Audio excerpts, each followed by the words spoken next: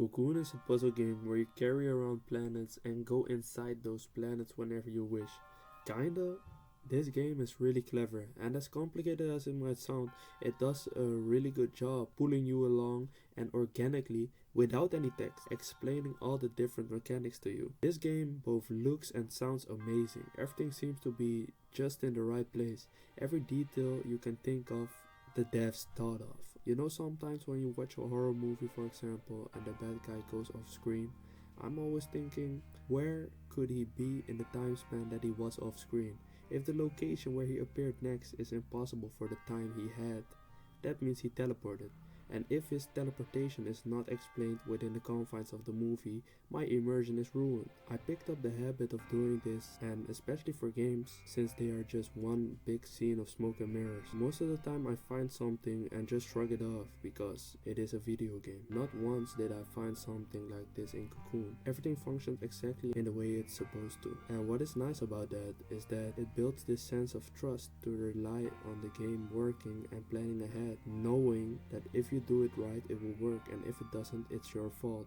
Because the game takes itself seriously, I was able to take it seriously and actually approach the puzzles using my brain in a different way than as some extra mass in my cranium to assist in banging my head through a wall. The mechanics introduced here are really unique.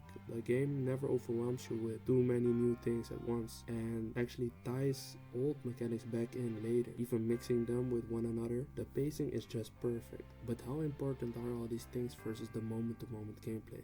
I don't like to be harsh on any games, you can just feel the passion pouring out from this project, but I gotta say what I think. The linear progression and the simple gameplay are what really held back the game for me. For how interesting the concept is, this game is surprisingly shallow.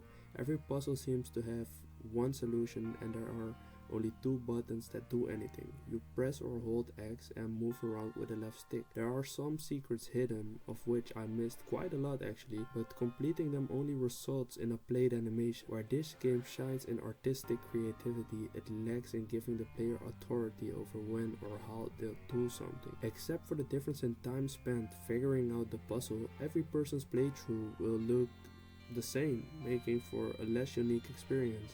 Something I really value in games. I feel like a lot about what I dislike in turn-based combat returns here in Cocoon, or traditional puzzle games in general. The feeling of picking the right combination of moves in Persona, for example, to optimize your damage can never feel close to as good as perfectly rolling a combo in a FromSoft game and landing a charged heavy. Most of the times, progressing the game is not enough of a reward in gaming, except if the narrative or gameplay can carry the whole game on its own. Notice how I didn't say visuals or sound. Going from the first level to the last in and of itself is not enough to be really engaging. Mario figured this out with the star coins, adding something to do that is oftentimes a bit more difficult for the players seeking an extra challenge whilst engaging the main mechanic of the game, movement. Some other things Mario did was give us a triple jump and a spin, just enough to spice up the simple act of walking from left to right. It gave us a bit of variety and options that Cocoon